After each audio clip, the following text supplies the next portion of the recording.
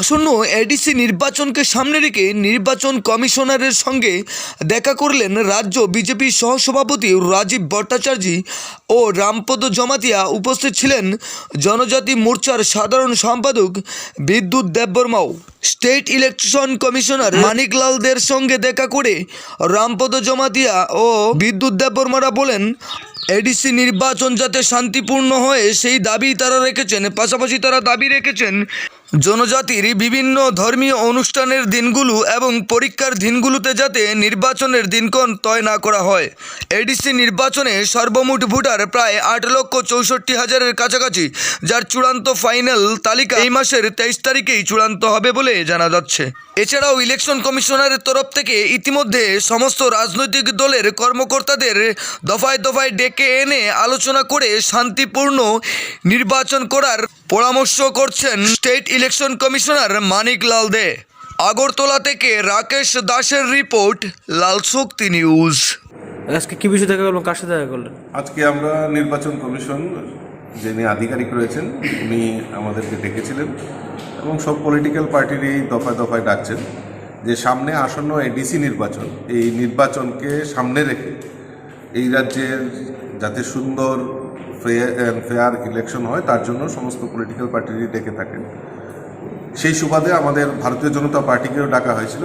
ভারতীয় জনতা পার্টির আমাদের বিধায়ক রামপদ জমাতিয়ার নেতৃত্বে এবং আমাদের বিদ্যুৎ দেববর্মা যিনি এসটি মোর্চার জেনারেল সেক্রেটারি, ওনার নেতৃত্বে আমরা নির্বাচন আধিকারিকের সঙ্গে মিলিত হই এবং আমরা জানি অতি সত্বর আমাদের এই নির্বাচন সংগঠিত হবে। প্রায় টোটাল এই এডিসি নির্বাচনকে সামনে রেখে টোটাল 1244টা বুথ সেখানে রয়েছে এবং প্রায় 8,64,000-এর মতো ভোটার সেখানে রয়েছেন। আগামী 23 তারিখ তার ভোটার লিস্টটি ফাইনাল পাবলিকেশন হতে চলছে এবং এই নির্বাচনকে সামনে রেখে আমাদের তরফ থেকে আমাদের আদরণীয় রামপদদা দাবি রেখেছিল যে আমাদের সামনেই কিছু রিলিজিয়ান আমাদের প্রোগ্রাম রয়েছে, ফেস্টিভ্যাল রয়েছে, সেইগুলিকে মাথায় রেখে এবং কিছু এক্সাম রয়েছে সেইগুলিকেও মাথায় রেখে যাতে নির্বাচনের দিনক্ষণ ঘোষণা করা হয় তার জন্য আমাদের তরফ থেকে প্রস্তাব রাখা হয়েছে। এবং প্রস্তাব আমাদের তরফ থেকে আরেকটাও রাখা হয়েছে যে আমরা জানি এই রাজ্যে আজকে প্রশাসন, পুলিশ প্রশাসনই বলুন এবং ল অ্যান্ড অর্ডার সমস্ত জায়গায় ঠিক রয়েছে, কিন্তু তবুও আমরা একটা দাবি রেখেছিলাম কিছু অতি স্পর্শকাতর যেই বুথগুলো রয়েছে যেখানে ডিস্টার্ব হওয়ার সুযোগ চান্স রয়েছে সেই সমস্ত জায়গাগুলি একটা লিস্ট তৈরি করে ওনাকে দেওয়া এবং আগামী দিন যাতে ফ্রি অ্যান্ড ফেয়ার ইলেকশনের ক্ষেত্রে তাদের একটা বিশাল বড় ভূমিকা রয়েছে সেই ক্ষেত্রে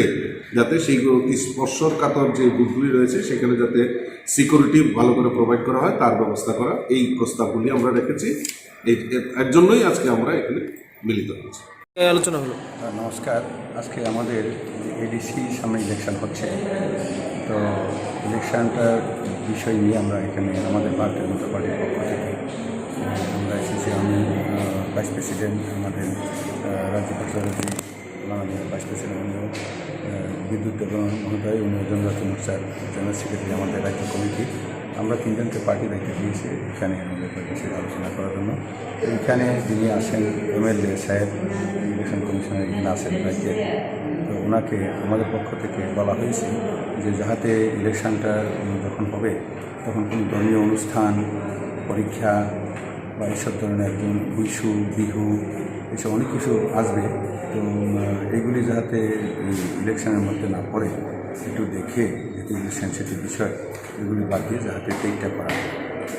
তো এর সাথে সাথে বিভিন্ন জায়গায় যাতে সব ইলেকশন যেটা বিষয় আমাদের পার্টির তরফ থেকে ফেয়ার এবং ফ্রি এবং ফেয়ার ইলেকশন হওয়ার জন্য আমরা কমিশনকে সাহায্য করব যাতে এটা সুন্দরভাবে হয়।